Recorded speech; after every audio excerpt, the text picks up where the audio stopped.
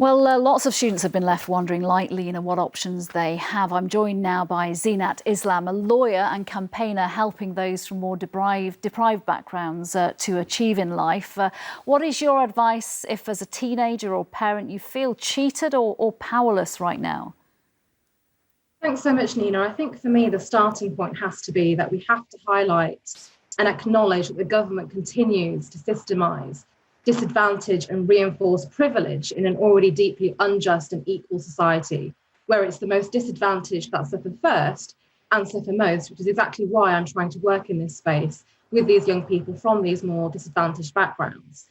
For me, the two kind of key areas that might assist young people, given the fiasco that we're dealing with at the moment, is firstly, if you are considering appealing, it's really important to try and gain as much information as possible as you can for any appeal. Obviously, at the moment, that process is still very unclear, but it's really important to have really close communication with your school and your college, because there is actually certain information that you have a right to request. So, for example, what sort of sorry, you were just about to answer that question. What sort of information should people be asking their schools for if that's what's needed? Absolutely. So the types of information that you can request include things like your centre assessed grade, your teacher assessment, written comments relating to that, a summary relating to your past academic performance. And those are pieces of information that will put you in good stead when it comes to appealing, depending on what that process ends up being. But it's really important to have an open line of communication with your school and to really ensure that you're requesting as much information as possible and that you're entitled to. Some people have said they're considering legal action. That could be quite intimidating for a lot of people. Also, is there simply time if you're trying to get to the university you chose in September or October this year?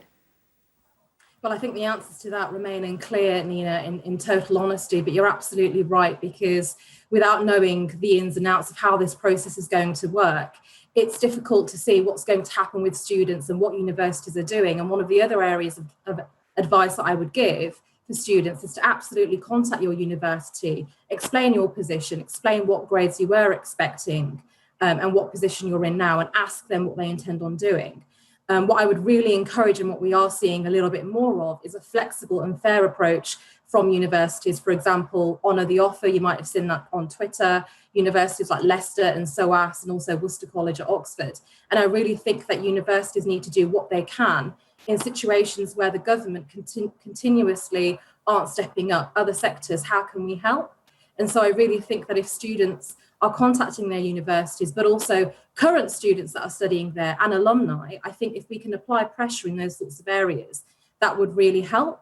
And I think it's just really important that for parents, for example, that might be from these backgrounds that are particularly disadvantaged, given with this algorithm, that schools need to try and ensure that people actually understand the information and understand what's going on, because it's an incredibly difficult process even for people that understand these things. Absolutely. And it's imperative that people understand their rights, understand how to access them, because it really is a travesty. It really is a travesty.